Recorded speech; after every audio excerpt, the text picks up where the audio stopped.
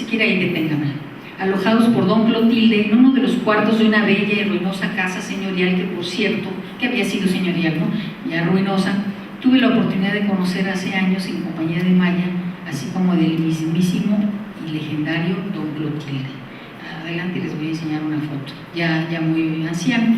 Maya quedó encargado de la investigación sobre los aspectos socioeconómicos de la milpa, más tarde convertida en su tesis de licenciatura de la ENA, mientras Kathy Isley se dedicó a la vegetación, áreas al conocimiento y la tecnología, y Adelaide Vara Morán a los huertos o solares.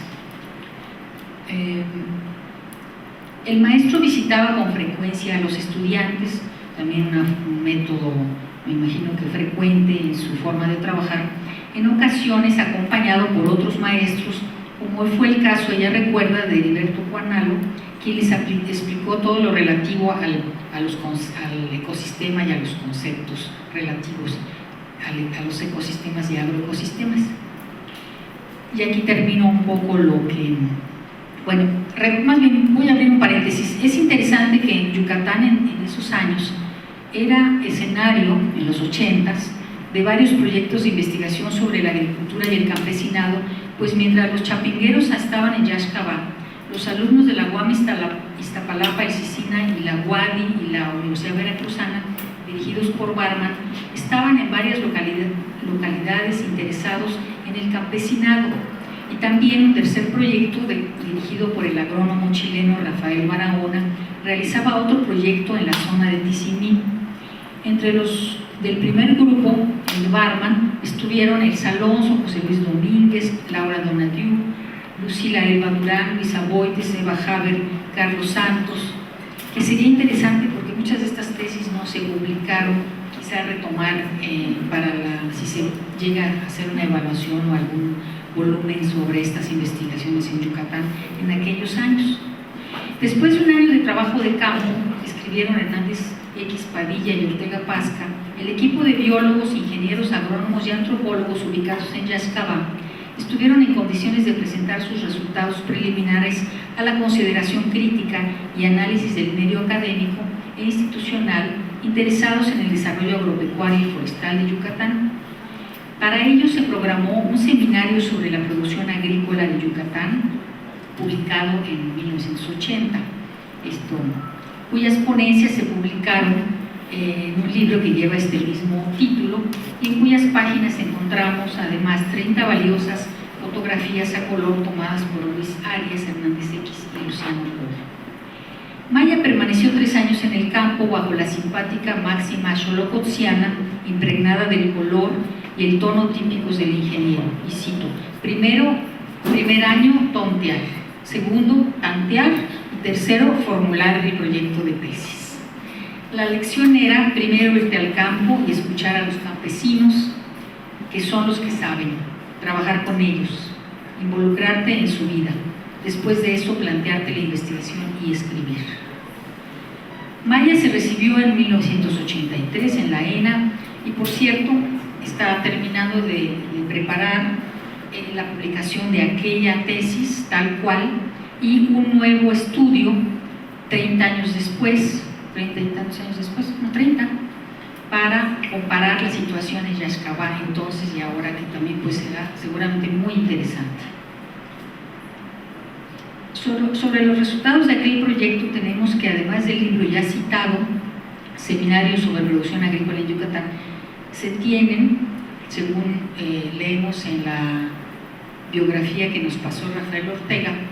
que lo más relevante de sus aportaciones y de sus alumnos en este periodo se encuentran publicados en los 2 tomos de la obra póstuma por sus estudiantes Bello Baltasar y Samuel Levy, que realmente no conozco. Ojalá pudiéramos tener acceso a este material. Bueno, vuelvo a mi relato personal, ya para redondear.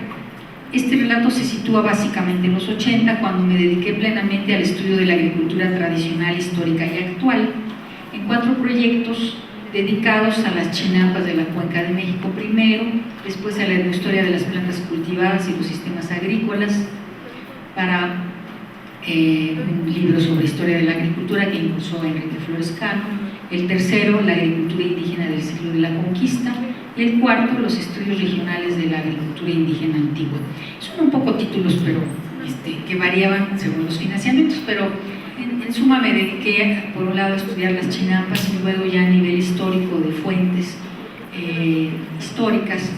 a conocer el destino de la agricultura prehispánica como antecedente pues, de la agricultura tradicional actual y de los agroecosistemas. De hecho, fue el principio de esa década de los 80s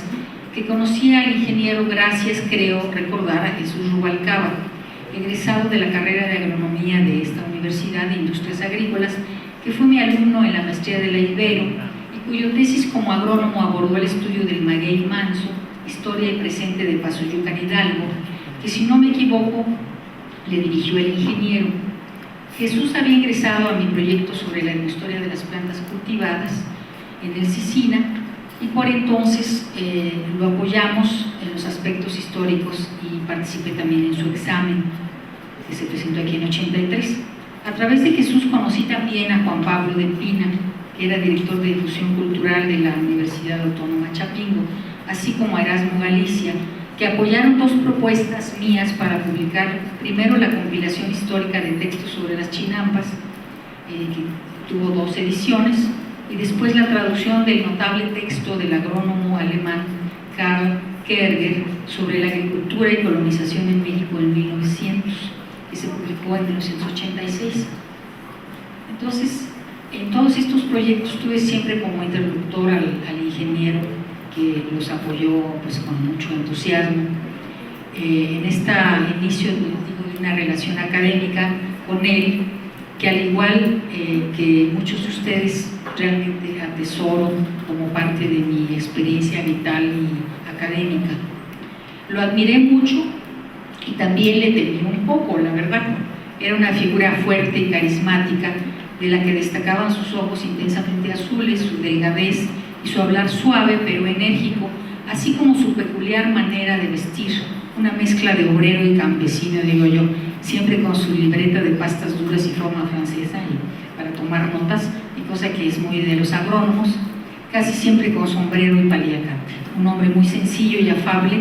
aunque no cuando se enojaba, ciertamente. Tuve la fortuna, y también lo escuché enojado en algunos congresos, y tuve, como digo, la fortuna de ser tratada con deferencia por él, de disfrutar de su plática y sus conocimientos sobre todo. Lo mismo en su cubículo que en algunas de las reuniones de agrónomos y botánicos que entonces frecuenté. Recuerdo el Congreso de Etnobotánica organizado por la Sociedad Botánica de México en 1987 en Guadalajara y el simposio hecho con motivo del aniversario del Centro de Etnobotánica del Colegio de Postgraduados en 88. Ahí lo escuché en vivo y en directo en su célebre faceta como polemista y duro crítico de algunos de los famosos que expusieron ahí sus trabajos. En los ires y venires de Tlalpan a Chapingo, en Tlalpan es donde yo vivo, donde está mi institución, fue que conocí, gracias a él, a otros de sus alumnos. El maestro Hernández propiciaba el intercambio entre los agrónomos y los antropólogos, así como lo entabló con Palermo y Barman, posteriormente con otros muchos. Y es producto de este interés, yo estoy segura que fue más bien el maestro Hernández el que buscó a estos antropólogos que al revés, pero no lo sé con certeza. Su concepción sobre la afinidad, o mejor dicho, complementación de las dos disciplinas y en general de las ciencias sociales,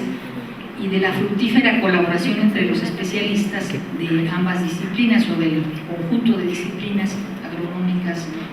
biológicas y sociales y humanidades, porque la historia pues es más bien humanidades, lo llevó a conformar equipos compuestos por antropólogos, biólogos, agrónomos, sociólogos, para mejor investigar la tecnología agrícola tradicional contemporánea en varias regiones del país. Ya lo hemos visto desde diversas facetas, más allá del mero estudio agronómico o biológico. En lo personal, ya lo comenté, no tuve la oportunidad de participar en ningún proyecto ni de hacer ningún recorrido. Solo interactué en este tipo de formas que ya mencioné, o también tuve la suerte de que me pidiera asesorar alguna tesis o me incorporara a algunos de los comités de sus alumnos del colegio. Por ejemplo, me ocurrió con Erin Estrada Lugo, cuya tesis de maestría en ciencias con especialidad en botánica sobre el Códice Florentino, su información etnobotánica, dirigí y disfruté mucho hacerlo. Gracias al ingeniero también conocí a Luis Arias, a Jesús Ayayaca Cuevas, a Artemio Cruz, que ahora me va a comentar alguna cosa, a Rafael Ortega, Eric Estrada, y creo, no me acuerdo muy bien, a Jorge Ocampo, pero él me dirá. Con ellos establecí desde entonces un diálogo espléndido y fructífero que finalmente configura esta especie de hermandad de la que en la mañana se habló, y que interrumpí un poco en los 90 cuando me dediqué de lleno a dirigir el CIESAS, pues nos tiene que tocar un poco de este tequio institucional, pero que he retomado con fuerza a partir de mi incorporación sobre todo a la red del CONACYT, Etnoecología y Patrimonio Biocultural, dirigida por Víctor Manuel Toledo y ahora por Arturo Argueta, en cuyo espacio la figura del maestro Hernández está muy presente, particularmente en la línea sobre agrodiversidad que coordina Rafael Ortega Pasca. Ahí pues estamos tratando de recuperar o de realizar algunos proyectos pensando mucho en lo que el maestro hacía. Bueno, de los libros, no sé si quieren, este se refiere a algunos de los libros de los que me nutrí particularmente en mis investigaciones sobre los temas que ya les enumeré, y que me sirvieron, algunos de ellos muchísimo, y de los que aprendí. Uno de ellos, pues creo que fue el primero que conocí, fue de Graneros de Maíz en México, aunque en la edición original. Y claro, en el fondo de fotos, pues la que sigue, hay una gran cantidad de imágenes fantásticas de este tipo de trojes que realmente, bueno, este trabajo no ha sido superado hasta la fecha, y qué bueno que se va a reimprimir. El otro, pues lo mencioné al principio, el de las razas de maíz en México, en coautoría con Wellhausen, Roberts y Mangelsdorf, publicado en 51. La que sigue. Y bueno, este es el segundo, no lo encontré, pero en la mañana se mostró los tipos de vegetación en México y su clasificación con Faustino Miranda, en 1963, es la edición que tengo, pero ya vimos que hay una previa. Este es el famoso libro azul, como siempre lo recuerdo y lo llamo, aquel donde el ingeniero compiló, él dijo, la cosecha de las investigaciones relacionadas con el análisis de los agroecosistemas de México, es decir, los resultados del seminario dedicado a esta temática, que pues tenía, como siempre, esta triple, estas tres caras que a él ocuparon y preocupaban, y a los que se dedicó, que eran contribuciones a la enseñanza, a la investigación y a la divulgación agrícola. En este libro, por cierto, mi maestro, el arqueólogo José Luis Lorenzo, presentó un pequeño texto que me ayudó mucho cuando inicié mis propios trabajos sobre la agricultura prehispánica, que José Luis Lorenzo, arqueólogo, como dije, dedicó al tratamiento de los agroecosistemas, entre comillas, prehistóricos. Pero digo, el libro es una maravilla. Ese sí, no sé si se va a reimprimir alguna vez. En cuanto a los artículos que más he utilizado, ya mencioné el de los graneros de maíz, la que sigue. Bueno, algunas imágenes que ya miramos en la mañana. El otro es la agricultura en la península de Yucatán, reeditado en 1959. La que sigue. Y son distintas imágenes de ese acervo fantástico. Este de la agricultura en la península de Yucatán, sin duda un trabajo modelo en su tipo,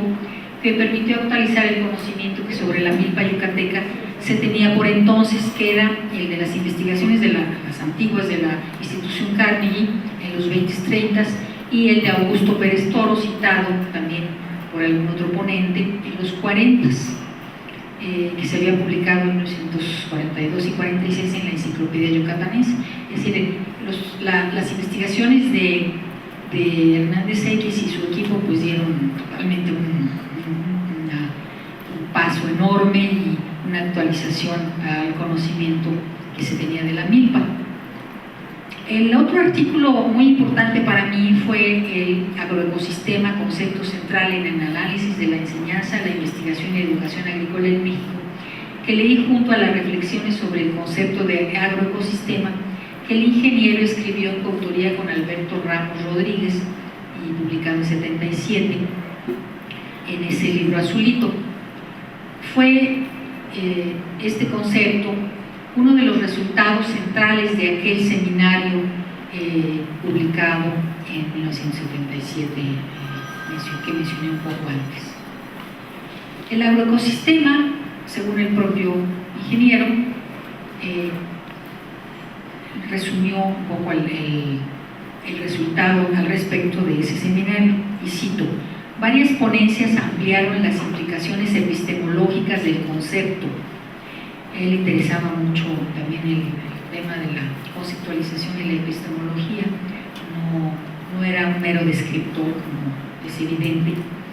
Dice, ampliaron las implicaciones epistemológicas del concepto, enriqueciendo las posibilidades de investigaciones en marcha y seguramente estimulando los trabajos interdisciplinarios en el futuro. Dice, queda como concepto central el de agroecosistema, entendido como un ecosistema modificado en menor o mayor grado por el hombre